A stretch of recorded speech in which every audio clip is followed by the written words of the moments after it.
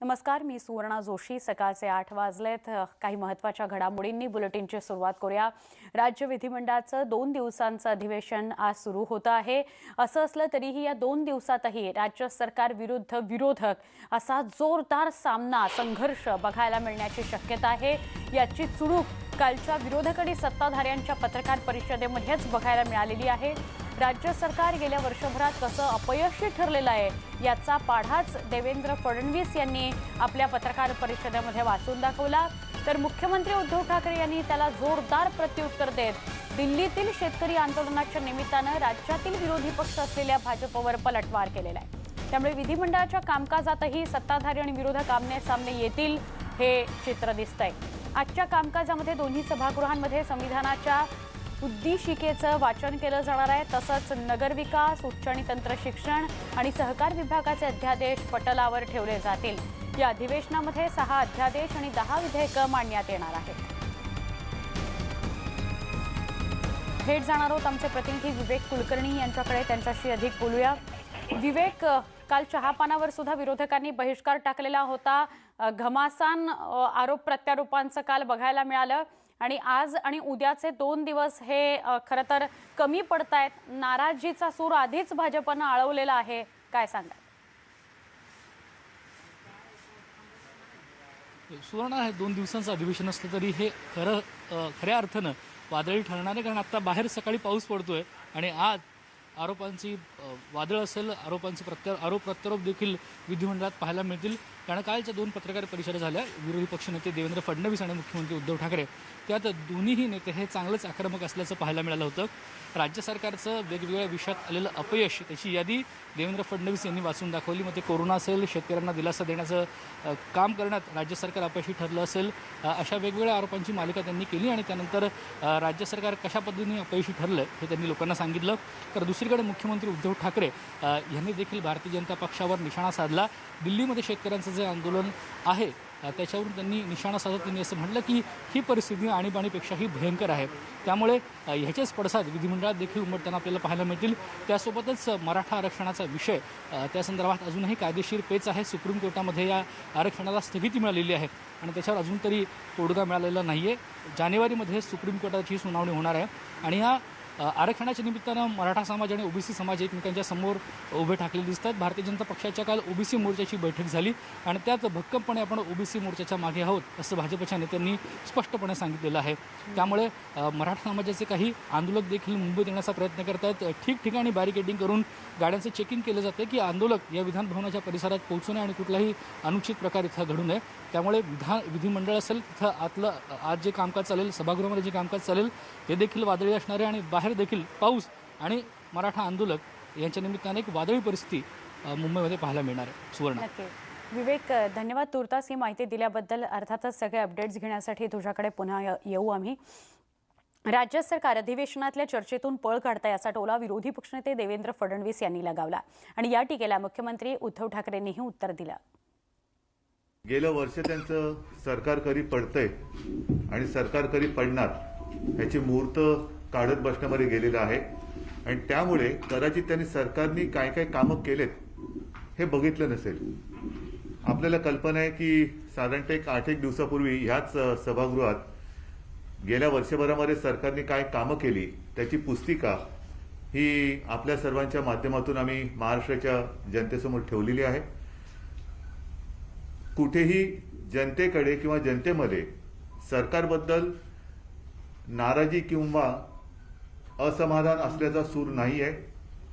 विरोधी पक्ष म्हटल्यानंतर त्यांच्या नावात पक्षाच्या जे विरोधी आहे त्या शब्दाला त्यांना जागावं लागतं आणि म्हणून त्यांनी जे काही लिहिलेलं आहे ते त्यांच्यापुरतं बरोबर आहे। मराठा आरक्षणावरून माजी मुख्यमंत्री फडणवीसांच्या आरोपांच्या फैरी झडलेल्या बघायला मिळाल्या। मुख्यमंत्री उद्धव ठाकरेंनी त्याला काय उत्तर दिलं ते बघूयात। ओबीसी आरक्षण हे घटनात्मक केलं आहे आणि त्या घटनात्मक आरक्षणाला देखील आज या सरकारमधले मंत्री आणि आमदार जर त्या ठिकाणी प्रश्नचिन्ह निर्माण करत असतील तर भारतीय जनता पक्षाची आमची भूमिका आहे, आम्ही हे सहन करणार नाही। कुठल्याही परिस्थितीमध्ये ओबीसीच्या आरक्षणामध्ये कोणीही वाटेकरी स्वीकारला जाणार नाही ही भारतीय जनता पक्षाची भूमिका आहे। ओबीसीच्या आरक्षणाला हात लावाल तर खबरदार भारतीय जनता पार्टी या संदर्भात रस्त्यावर उतरल्याशिवाय राहणार नाही. मराठा समाजातील विविध संघटनांशी चर्चा करतोय, त्यांच्या नेत्यांबरोबर चर्चा करतोय.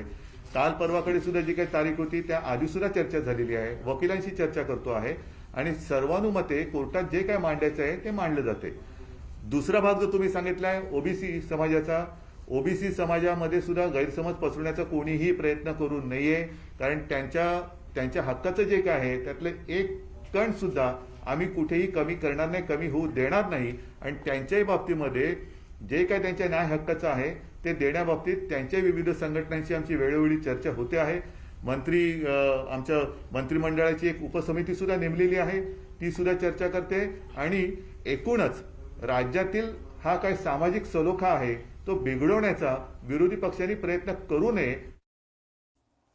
हिवाळी अधिवेशनामध्ये शक्ती कायद्याचं विधेयक मांडण्यात येणार आहे. महिलांसाठीचं इतकं महत्त्वाचं विधेयक सरकारनं मांडण्याचा निर्णय घेतलाय, पण त्या संदर्भात विधेयकाचं प्रारूप काय असेल त्यावर कोणतीही चर्चा सरकारनं घडवून आणलेली नाही. त्यामुळे शक्ती विधेयक या अधिवेशनात मांडू नये असं चित्रा वाघ यांनी म्हटलंय. बरेच दिवस आपण वाट पाहत असलेल्या शक्ती विधेयक त्या ठिकाणी मांडण्यात येणार आहे. नक्कीच आमच्यासाठी अतिशय महत्त्वाचं असं विधेयक आहे. परंतु नक्की त्याचं प्रारूप काय आहे, त्याच्यामध्ये शिक्षेचा कालावधी काय आहे, शिक्षेचं स्वरूप कसं आहे किंवा याच्याबद्दलची कुठलीच माहिती आज महाराष्ट्रातल्या जनतेला नाही आहे. आणि त्यामुळे मला असं वाटतंय की हे अतिशय महत्त्वाचं असलेलं विधेयक ज्याच्यावरती चर्चा होणं फार गरजेचं आहे.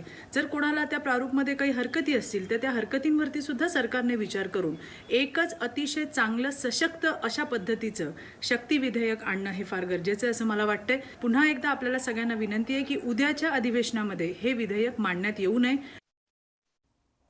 राज्य सरकार अधिवेशनातल्या चर्चेतून पळ काढतंय असा टोला विरोधी पक्षनेते देवेंद्र फडणवीसांनी लगावला.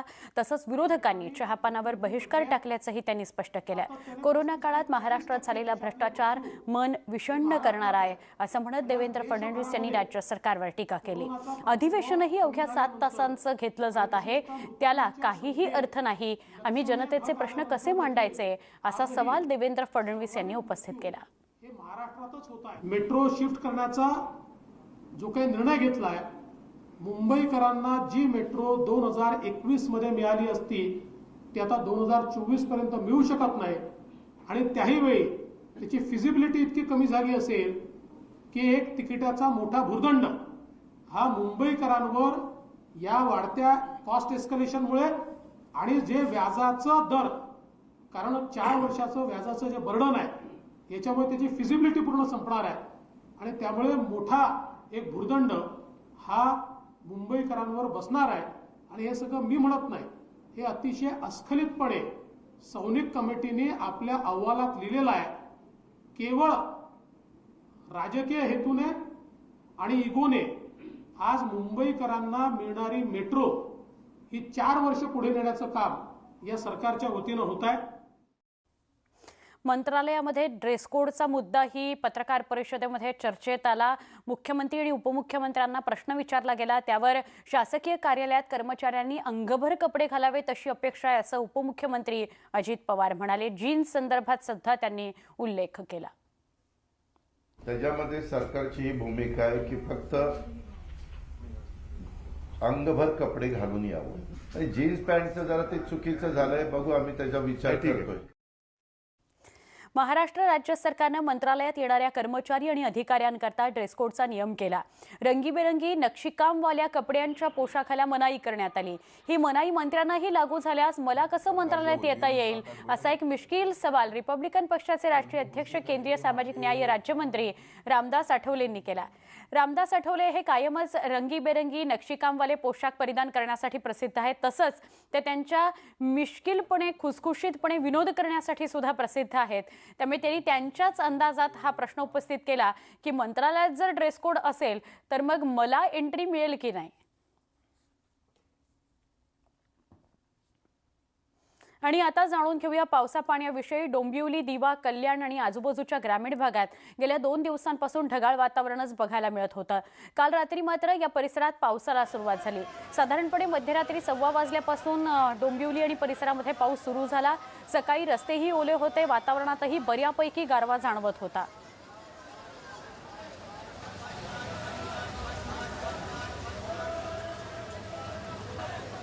तर भिवंडी शहर आणि ग्रामीण भागात पहाटे पावसानं चांगला जोर लावला। नजराणा ते तीनबत्ती या भाजीपाला मार्केटमध्ये येणाऱ्यांची त्यामुळे चांगलीच धांदळ उडाली।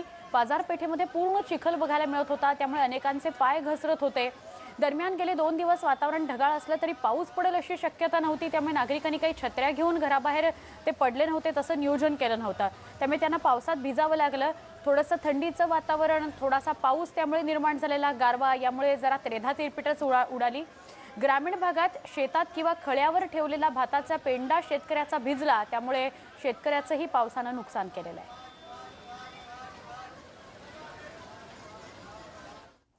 आपल्या विविध मागण्यांसाठी माथाडी कामगारांनी आज 1 दिवसाचा बंद पुकारलेला आहे। नवी मुंबईतल्या एपीएमसीच्या 5ही बाजारपेठा आज बंद राहणार आहेत।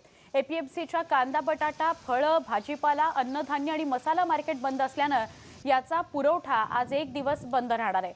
या बंदचा परिणाम मुंबईकरांना फारसा जरी जाणवणार नसला तरी सरकारनं एपीएमसीच्या सगळ्या घटकांकडे लक्ष द्यायला हवं, हा बंद पुकारण्यामागचा उद्देश आहे। माथाडी कामगार यांनी आज 1 दिवसाचा लाक्षणिक बंद पुकारलेला आहे। सगळ्या घटकांकडे सरकारनं लक्ष द्यायला हवं। एपीएमसीचे सगळे घटक ज्यांच्याकडे लक्ष दिलं जात नाहीये असं माथाडी कामगारांचं म्हणणं आहे। त्यामुळे एपीएमसीच्या नवी मुंबईतल्या 5ही बाजारपेठा आज बंद राहणार आहेत। 1 दिवसाचा बंद माथाडी कामगारांनी पुकारला आहे।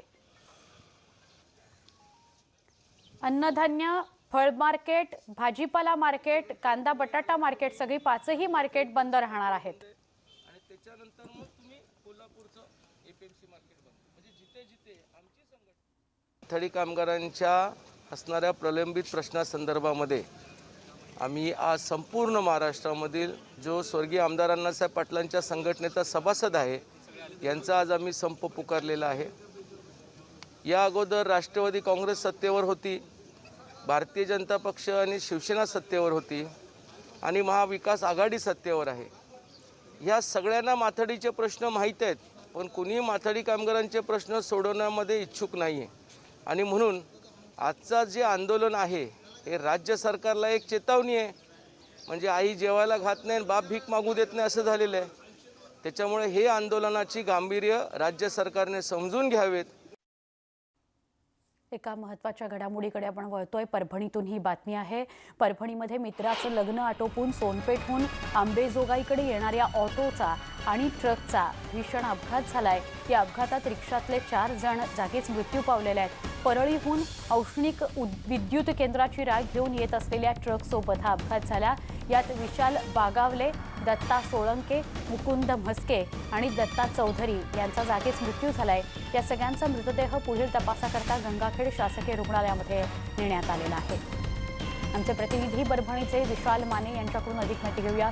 विशाल, हा अपघात केव्हाचा आहे, काय अधिक माहिती मिळते? हा अपघात काल रात्रीच्या सुमारास घडलेला आहे।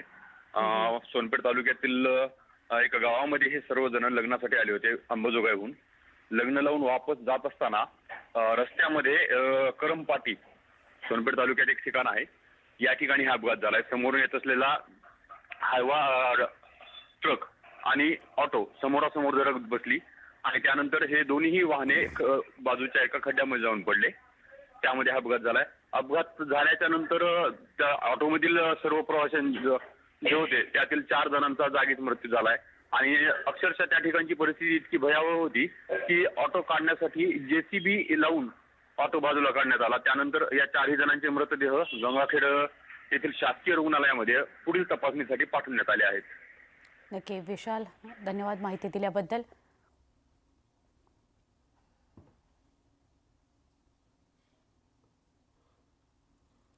भाजप आमदार किसन कथोरे यांच्या गाडीला सुद्धा रायते 10 गाव या रस्त्यावर अपघात झालाय। अपघातात कथोरेही जखमी झालेले आहेत। या अपघातात दुचाकीवीर दोघांचा मृत्यू झालाय, तर आमदार कथोरेंच्या मानेला किरकोळ दुखापत झालेली आहे। टिटवाळा इथला कार्यक्रम संपून कथोरे बदलापूरला परतत असताना हा अपघात घडलाय। अपघात इतका जोरदार होता की दुचाकीचा चक्काचूर झालाय, तर कथोरेंच्या गाडीचंही मोठं नुकसान झालेलं आहे।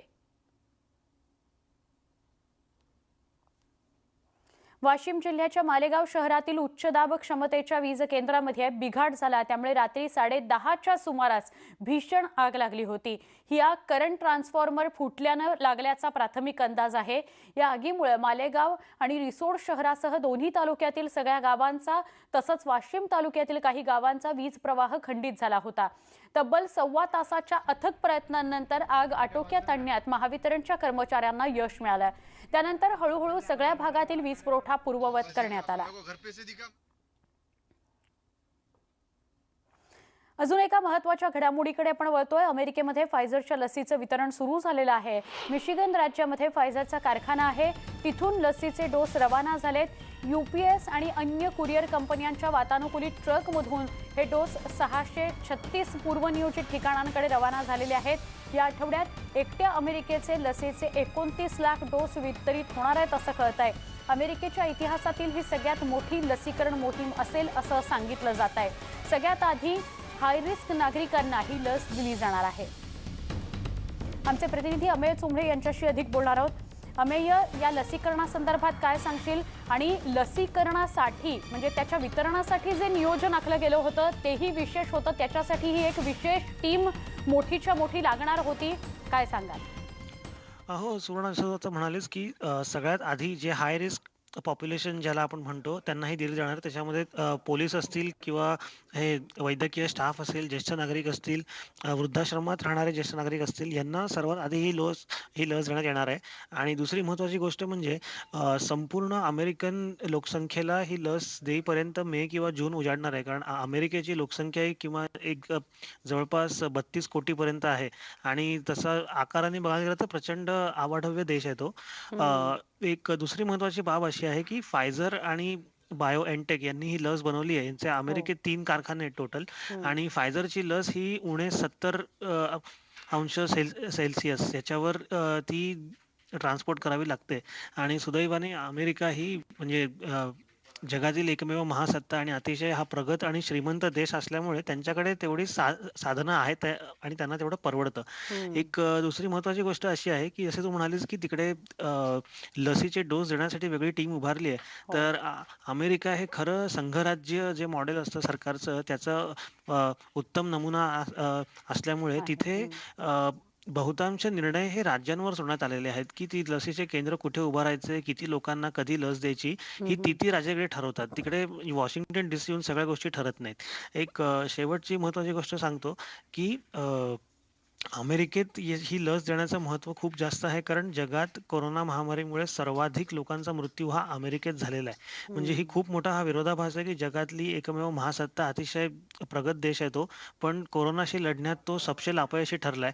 आणि आतापर्यंत 3 लाख म्हणजे अमेरिकन नागरिकांचे 1000 नागरिकांपैकी एकाचा मृत्यू तिथे झालेला आहे। आणि आता महत्त्वाची गोष्ट अशी आहे की तिकडे ख्रिसमस येऊन ठेपलेला आहे आणि ख्रिसमसचा जो जवळपास 1 महिना किंवा 20-25 दिवसांचा कालावधी असतो त्याच्यामध्ये अमेरिकन लोक हे खूप मोठ्या प्रमाणावर एकमेकांकडे जातात किंवा इतर राज्यांमध्ये आपले मित्रपरिवार असतील, नातेवाईक असतील, तिकडे जातात। आणि तिकडे म्हणजे जर का आपण ट्रम्पच्या रॅलीज बघितल्या असतील निवडणुकी दरम्यान, ते चेहऱ्यावर मास्क घालत नव्हते। तर ख्रिसमसमध्ये इकडे तिकडे जाऊ नका हे सांगितल्यावर ते कितपत ऐकतील याची कल्पना आपण करू शकतो। त्याच्यामुळे या लसीकरणाचं महत्त्व अधिक वाढलं। म्हणजे तुझ्या म्हणण्यानुसार एका बाजूला लसीकरण जरी सुरू झालेलं असलं तरी सुद्धा या क्रिसमसच्या काळामध्ये लोकांनी सुद्धा थोडीशी काळजी घ्यायची, सावधानता बाळगायची। असं जर केलं तर खूप सकारात्मक परिणाम समोर येतील। धन्यवाद अमेय ही माहिती दिल्याबद्दल। महाराष्ट्राचं कुलदैवत असणारे तीर्थक्षेत्र जेजुरीमध्ये आज सोमवती यात्रेनिमित्त गाभाऱ्यामध्ये फुलांची सजावट करण्यात आलेली आहे। कोरोनाच्या पार्श्वभूमीवर यंदा मात्र यात्रा रद्द करण्यात आली आहे। सर्वसामान्यांचं लोकदैवत असल्यानं आणि यंदा दिवसभर अमावस्या असल्यानं यात्रेला मोठं महत्त्व आहे, पण कोरोनाच्या काळात प्रादुर्भाव रोखण्यासाठी ही यात्रा रद्द केली गेली आहे। शनिवारपासून तीर्थक्षेत्र जेजुरीमध्ये बाहेर गावाहून येणाऱ्यांना शहरात प्रवेश दिला जात नाहीये, प्रवेश बंदी करण्यात आलेली आहे। भाविक जेजुरीमध्ये आले नव्हते, पण या ठिकाणी नयनरम्य अशी विद्युत रोषणाई मात्र करण्यात आलेली आहे। आमचे प्रतिनिधी अद्वैत मेहता यांच्याकडून अधिक माहिती घेऊया। अद्वैत, काय सांगशील? सोमवती अमावस्येच्या या यात्रेनिमित्त जरी यात्रा रद्द करण्यात आली असली आणि जेजुरीत कोणी येऊ नका असं सांगितलं असलं तरी सुद्धा सुंदर अशी रोषणाई आहे। अगदी बरोबर आहे। आपण जर बघितलं तर कोरोनाच्या पार्श्वभूमीवरती जी काही नियमावली आहे त्यानुसार कलम 144 देखील लागू आहे जमावबंदी. त्यामुळं 12 ते 14 डिसेंबर प्रवेश नाही आहे नागरिकांना. मात्र असं असलं तरी जे धार्मिक विधी आहेत ते साधेपणाने करण्यात येत आहेत. गाभाऱ्यामध्ये फुलांची सजावट केलेली आहे, गडावरती रोषणाई केलेली आहे. मात्र यंदा पालखी निघणार नाही आणि यात्रा रद्द आहे. त्यामुळं जे भाविक आहेत त्यांना आवाहन केलेलं आहे की कोणीही इकडं यायचा प्रयत्न करू नये. आज सोमवतीची यात्रा असते सोमवारी आणि यानंतर चंपाषष्ठीचा जो महोत्सव असतो रात्रोत्सव तो देखील आहे 6 दिवस. या दरम्यान जे विधी आहेत ते होणार आहेत. याच्या आधीच जे पुजारी असतील, खांदेकरी असतील किंवा प्रशासन असेल त्यांनी बैठक घेतली होती, त्याची तयारी केली होती. त्यामुळं भाविकांचा जरी हिरमोड होणार असला तरी यंदा इलाज नाहीये. जरी मंदिरं उघडली असली तरी जेजुरी गड जे आहे, जे तीर्थक्षेत्र आहे, महाराष्ट्राचं कुलदैवत आहे आणि लोकदैवत आहे, त्यामुळे एक आस्था आहे. परंतु यावेळी मात्र ही सगळी बंधनं आपल्यावरती आहेत. त्यामुळे खरं बंधनं पाळावी लागणार आहेत, जरा यावेळेला काळजी घ्यावी लागणार आहे. पण ही रोषणाई पाहून किंवा गाभाऱ्यातलं जे दृश्य आहे ते पाहून, ही सजावट पाहून नक्कीच सगळ्या भाविकांची मनं प्रफुल्लित होतील. न्यूज 18 लोकमतवर ही दृश्य प्रेक्षक पाहू शकतात. धन्यवाद अद्वैत माहिती दिल्याबद्दल. भिवंडी शहरातील पिरानी पाडा इथं कोणतीही परवानगी न घेता फ्रीस्टाईल फाईटचं आयोजन करण्यात आलं होतं. ही फाईट पाहण्याकरता मोठ्या संख्येनं प्रेक्षक गोळा झाले. या फाईटचा व्हिडिओ व्हायरल झालेला आहे. या ठिकाणी उपस्थित असलेले लोकांनी तोंडाला मास्क सुद्धा लावलेले नव्हते, तर सोशल डिस्टन्सिंगचाही फज्जाच उडालेला बघायला मिळाला. या प्रकरणी पोलिसांनी फाईट क्लबचं आयोजन करणाऱ्या सलमान कयूम याच्या विरोधात गुन्हा दाखल केलेला आहे.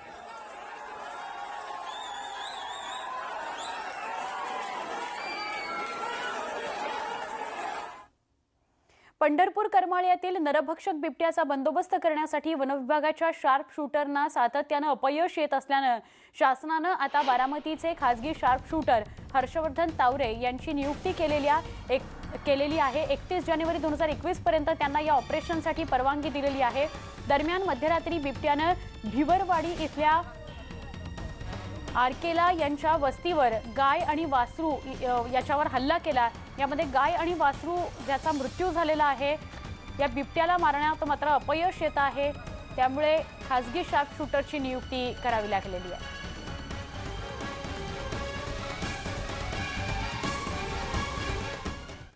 या सगळ्या घडामोडींसह अजून काही बातम्यांसाठी आपण पुढच्या बुलेटिनमध्ये भेटणार आहोत. आत्ता इथंच थांबतोय. पहा फक्त न्यूज 18 लोकमत.